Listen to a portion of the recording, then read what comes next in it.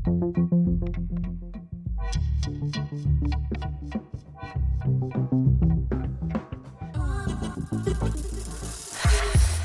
ବୈଶାଖୀ ଦୃଷ୍ଟିରୁ ଆମର ପାଗ ବହୁତ ଗମ୍ଭୀର ଭାବରେ ପଦାର୍ପଣ ହେଉଥିଲା।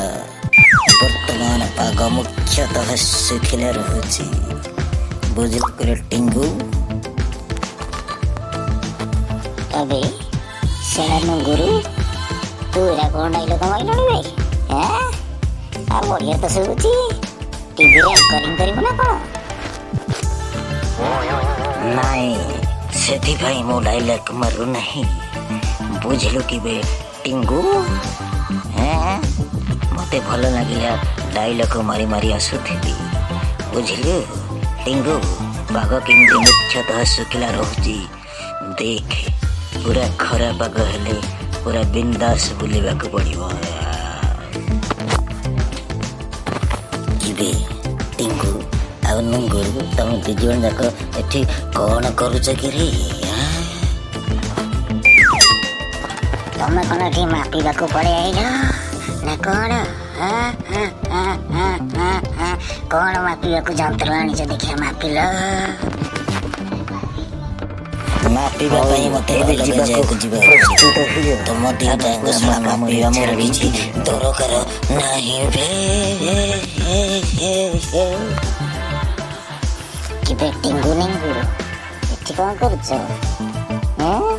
ସକାଳୁ ସକାଳୁ ପ୍ରାତଃ ଭ୍ରମଣରେ ତୁମେ ପଳେଇ ଆଇଲ କିବେ ଟିଙ୍ଗୁ ନିଙ୍ଗୁ?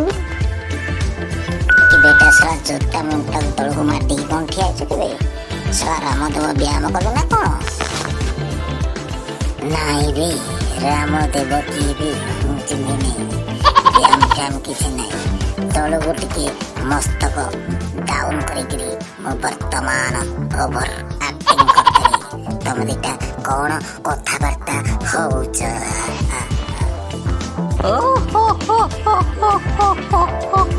ଆକ୍ଟିଂ କରୁଥିଲା ବୁଝିଲୁ? ଟିଙ୍ଗୁ ଆଉ ନୁଙ୍ଗୁରୁ ସାଙ୍ଗରେ ଆକ୍ଟିଂ ତ କରିପାରିବୁନି। ବୁଝିଲୁ?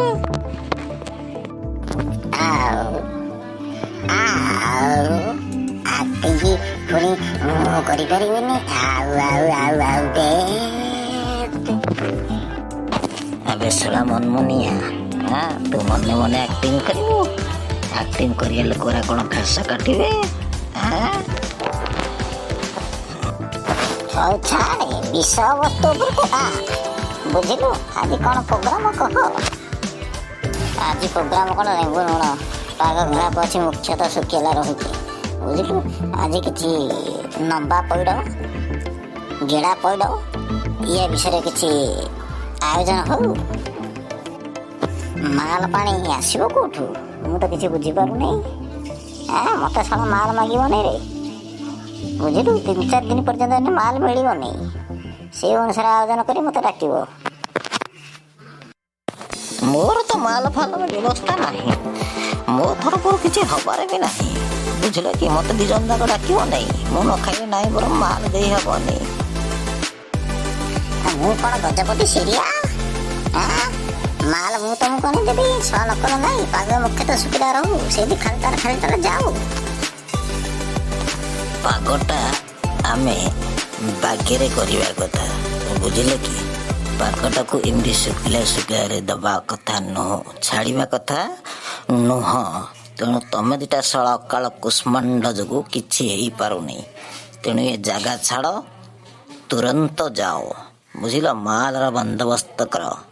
ପାଗ ମୁଖ୍ୟତଃ ଶୁଖିଲା ରହୁଛି। ମୁଁ ଦେଖୁଛି ଶଳା ପାଗ ଶୁଖିଲା ରହିଲେ କି ପାଗ ଉଦା ହେଲେ ତମର ଶଳା ବେଶୀ ଫାଟୁଛି ବେ। ପାଗ ତା ବାଟରେ ଯାଉଛି, ତମେ ଶଳା ତମ ବାଟରେ ଯାଉନ। ଯାହା ପଇସା ପତ୍ର ବ୍ୟବସ୍ଥା କର। ବୁଝିଲ? ପାଗ ମୁଖ୍ୟତଃ ଶୁଖିଲା ରହୁଛି। ପାଗ ମୁଖ୍ୟତଃ ଶୁଖିଲା ରହିଲେ ଚୋପା ଛାଡ଼ିଗଲା, ଉଦା ରହିଲେ ବି ମୋର ଚୋପା ଛାଡ଼ି ଯାଉଛି।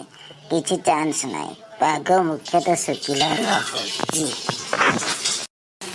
ହଉ ରେ ଶଳା ପାଗ ମୁଖ୍ୟତଃ ଶୁଖିଲା ରହିଲେ ଏଠି ଶଳା ମୁଁ ଜିନ୍ଦାବାଦ କରିବି, ହରିବୋଲ କୀର୍ତ୍ତନ କରିବି ନା କଣ?